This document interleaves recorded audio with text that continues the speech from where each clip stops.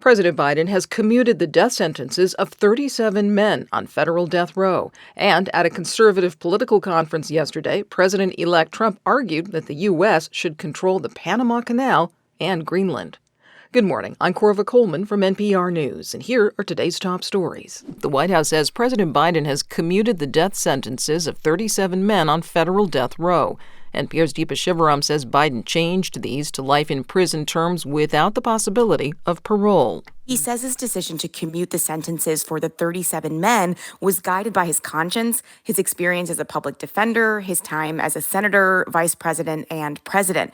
And Biden said, quote, "I am more convinced than ever that we must stop the use of the death penalty at the federal level." NPR's Deepa Shivaram reporting. But Biden did not lift death sentences for 3 people. They include Robert Bowers, convicted of the mass shooting at a Pittsburgh synagogue, Dylan Roof, convicted of the mass shooting at a black church near Charleston, South Carolina, and Dzhokhar Tsarnaev, who bombed the Boston Marathon. President-elect Trump was in Phoenix yesterday, where he spoke at the closing of a conservative political conference.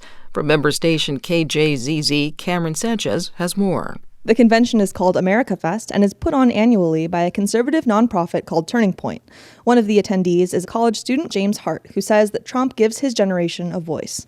Trump isn't super young, but he has that young energy that young males need. Somebody they can look up to and say, I want to be like that. I want to be, successful. I want to have a family, and I want to build a house and stuff like that. A crowd of thousands was hyped up by an emboldened slate of speakers, including Trump himself. He touted his cabinet picks, thanked his supporters, and doubled down on promises he's made on the campaign trail.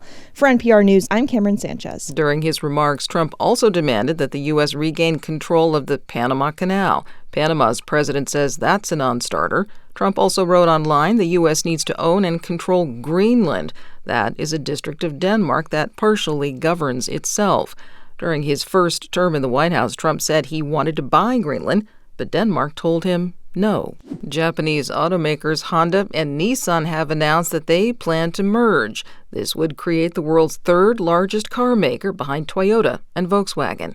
NPR's Anthony Kuhn reports from Seoul. The plan is for Honda and Nissan to have a formal merger agreement by June and establish a new holding company by summer of 2026. Mitsubishi Motors, which is partially owned by Nissan, may also join the deal. Nissan has been struggling financially, and if Honda doesn't bail it out, analysts see it as a choice target for a foreign takeover. Honda CEO Toshihiro Mibe said at a press conference that they need to pool resources to stay competitive in the world's largest car market, China, where local firms are squeezing out foreign car makers. Mibe said the merger could still fall through, or as he put it, the possibility of this not being implemented is not zero. Anthony Kuhn, NPR News, Seoul. The new interim Syrian leader is trying to assert control over the rebel factions that helped topple the Assad regime. NPR's Hadil Al-Shalchi has more from Damascus. Interim Syrian leader Ahmed Assert said his government will soon announce the new structure of the defense ministry. Wearing a suit and tie instead of fatigues, Assert spoke alongside the Turkish foreign minister, the first to visit Damascus since the fall of the Assad regime 2 weeks ago. Assert said that rebel factions will begin to dissolve and that all weapons should come under state control, including those held by Kurdish-led groups like the Syrian Democratic Forces, or SDF. SDF has worked closely with U.S. forces in the fight against ISIS. The interim government also said that the new defense ministry would include former rebel factions and officers who defected from Assad's army. Hadil Al-Shalchi, NPR News, Damascus. Separately, the Biden administration says it is dropping a $10 million bounty for the capture of Syrian rebel leader al-Shara, but his group, HTS, still remains a designated foreign terrorist organization. It was formerly closely aligned with al-Qaeda. The National Institutes of Health has announced it's investing $300 million to research treatments for people who have long COVID. Many patients say researchers haven't yet come up with a reliable treatment plan. Health reporter Sarah Bowden spoke to officials at NIH. Well, the agency agrees that there's a real urgency to find treatments, but they told me that scientists need a solid understanding of the underlying biology of long COVID, which is a complicated disease that can damage nearly every organ system. And researchers have learned a lot. For example, one NIH-funded study found that people are less likely to get long COVID if they've been vaccinated. Sarah Bowden reporting.